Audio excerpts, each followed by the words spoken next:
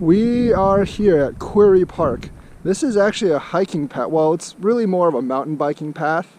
I am not a mountain cyclist. I am a road cyclist. So I'd never really come here.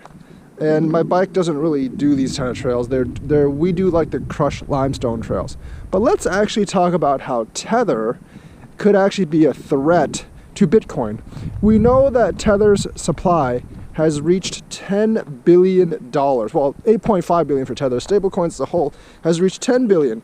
And that's been used to pump Bitcoin up these days. So you're asking, well, if it's being used to pump Bitcoin up, how the hell is it a threat?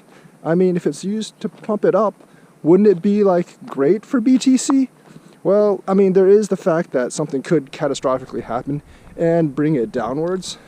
But that's actually not the only threat. In a report, they actually said that people are actually holding on to Tether instead of Bitcoin because Tether is more stable and they're using Tether to trade in and out of other altcoins rather than Bitcoin. Now, that actually kills one of Bitcoin's primary use cases, maybe the primary use case for Bitcoin. You know, Bitcoin's often referred to as the gateway drug into crypto. Let me repeat that. The gateway drug into crypto. You know what that means? That means if someone else becomes the gateway, then you're obsolete. And you know why people actually use Bitcoin as the gateway drug? It's because Bitcoin is actually more stable than other coins.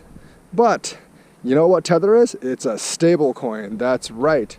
It's the stablest of them all. Now, I know there's a lot of people thinking, well, you know, Tether can go kaput at any time if the New York State Attorney General goes after it. Not really. Tether's not really in New York jurisdiction.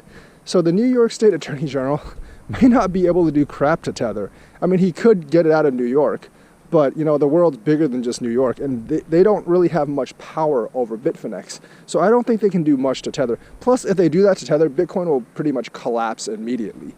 So even if they do go after Tether, it's not exactly good for BTC. So the thing is, like, if more people eventually switch over to stablecoins instead of Bitcoin for getting into altcoins, that will kill a lot of Bitcoin's demand. And that's not good for Bitcoin because one of the main reasons that Bitcoin is so used is as a go-between. And also, like, I think USDT being ERC20 is slightly faster than Bitcoin to actually transact. Same thing with USDC and all the others, but they're kind of irrelevant because their supply isn't that high.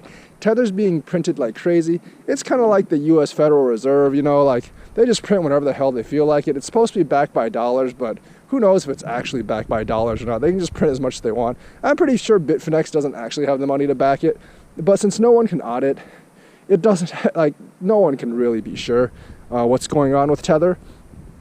And like I said, if they actually take over the role of being the primary facilitator, like, I think people would be more willing, like, especially big investors, they'd be much more willing to buy USDT or USDC with USD and then hold that as a trading mechanism rather than to hold Bitcoin as a trading mechanism. Now, me as a crypto trader, I would rather hold Bitcoin as a trading mechanism because Bitcoin still follows or controls the market.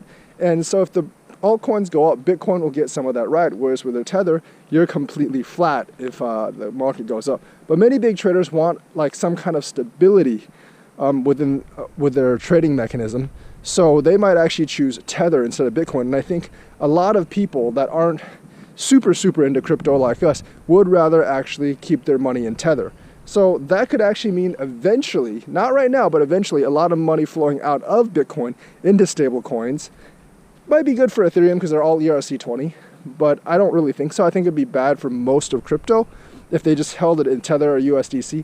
That could be a lot of money outflow of Bitcoin. So that's why Tether actually might be a challenger to Bitcoin, and it might be a big threat to Bitcoin in the future because people are using Tether as a gateway instead of Bitcoin, which obsoletes much of Bitcoin's use case. Now, it doesn't obsolete the store of value use case, but I think store of value is kind of like a weak use case anyways, because you can basically use anything as a store of value.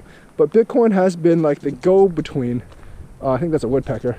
But Bitcoin actually has been the go-between for a lot of these altcoins, and if it's no longer the go-between for a lot of these altcoins, it loses much of its purpose as in usefulness in the crypto market. So let me know what you think.